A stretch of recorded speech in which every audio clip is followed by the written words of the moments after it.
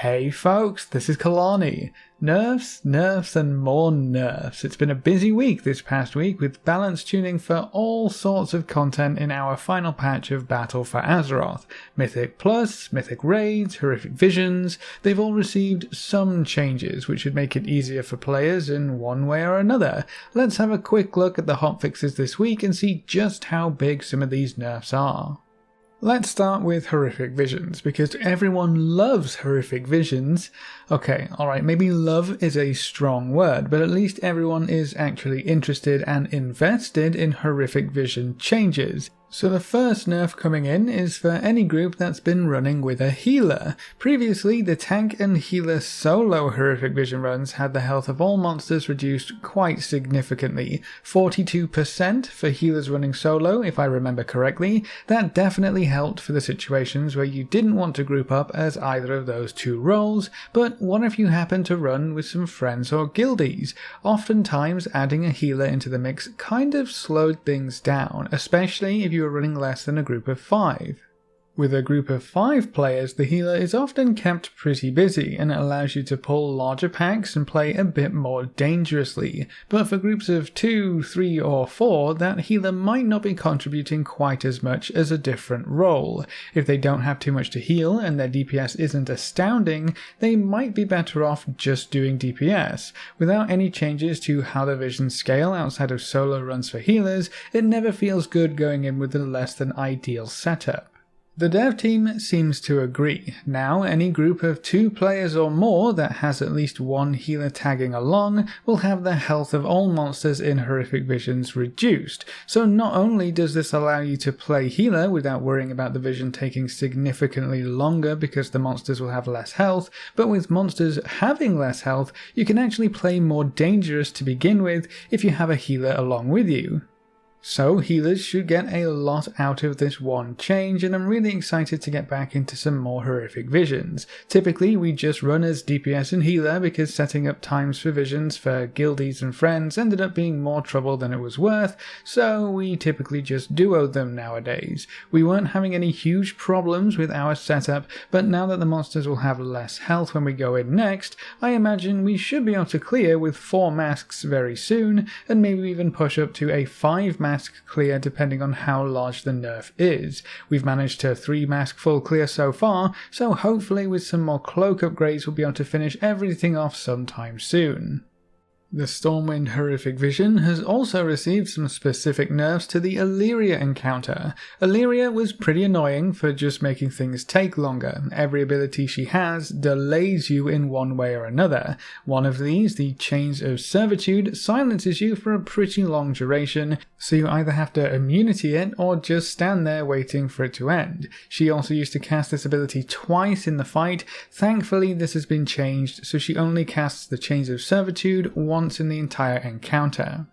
That should help you kill her a little bit faster, and you only have to worry about that particular ability once per vision you run. Her Darkened Sky ability, that's the one which fires purple swirls all over the place, has also been nerfed a little bit. This used to drain 60 sanity from you if you stood in it, and now it's down to 40 sanity. That's a huge improvement, and you'll definitely see the difference if you end up running around with the Daredevil mask that increases the sanity drain of all monster abilities by 400%. So if you're getting a little bit close to a kill and you happen to stand in it, chances are you're not going to feel it quite as much now.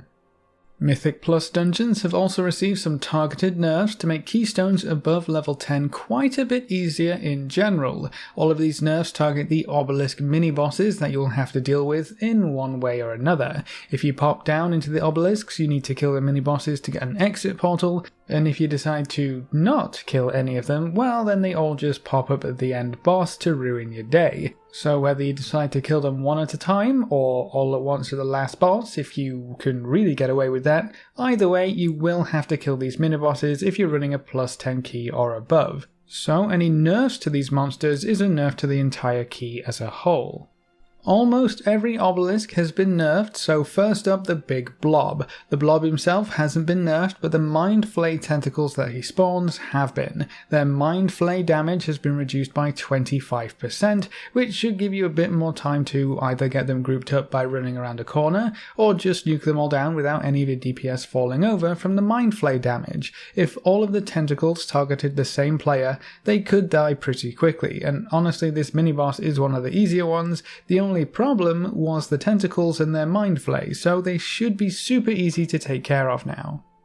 The Tank Buster Breaker of Heroes mini-boss was giving a lot of tanks some trouble thanks to the Spirit Breaker ability. If you aren't ready for it with some strong cooldowns, or you run out of strong cooldowns I guess, this ability could chunk your tank's health very quickly. It's now been nerfed by 20%, so that should give you a little more wiggle room and allow you to survive for a lot longer, maybe without quite as many cooldowns. And then the big nerfs come in for the Fear mini-boss, Samrek Beckoner of Chaos. This is the mini-boss that a lot of people were probably having the most trouble with. He fears most of your group very often, and if you group up at all, you will all get feared. The Fear ability also deals a bunch of damage, so it all piled on top of each other to cause a lot of problems. So first, he casts the Fear less often. That alone would make this mini-boss a lot easier to deal with. Less time feared means more time actually dealing damage, and your healer might be able to dispel every time it comes out instead of just every other time. That's not all though. The fear duration used to be 3 seconds and now it's been taken down to 2 seconds. So not only will he fear you less often, but it won't last as long either. The damage of the fear ability has also been knocked down 40%. So it's a 1, 2, 3 combo that should make this mini-boss significantly easier to deal with in almost every sense.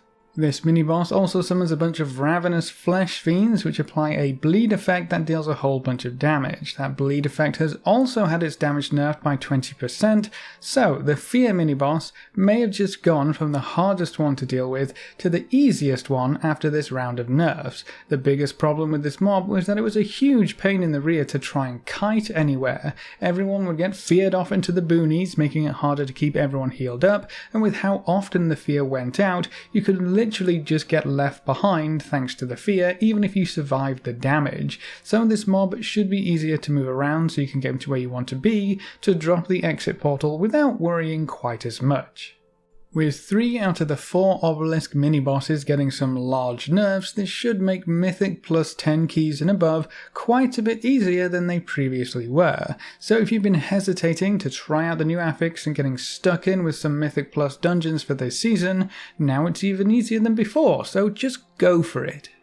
There's one more change I wanted to talk about, but I guess it's kind of a buff instead of a nerf. Maybe it's a buff and a nerf at the same time. It's a nerf to the time it would take to collect them, but a buff for the players who want to pick up the various Mythic and boss-only mounts. For this expansion we've had 2 Mythic-only mounts. One came from Jaina, the Glacial Tidestorm, and then one also comes from N'Zoth on Mythic difficulty, the Nyalotha Allseer. Previously, these mounts would drop once per kill at a 100% drop rate, so if you killed the boss, one of your players was guaranteed to get the mount. With Mythic raids having 20 players minimum, with a few backups just in case, that would mean it would take 20 weeks of re-clearing the last boss to get everyone their mount, plus another week for anyone on the sidelines. That's not super realistic for a lot of guilds, and when the next expansion comes around, all of these mounts have their drop rate decimated to protect the prestige of having the mount in the first place. So when the Shadowlands comes out and Mythic Jaina becomes a major pushover, she will only have a 1% or lower chance to actually drop the mount again.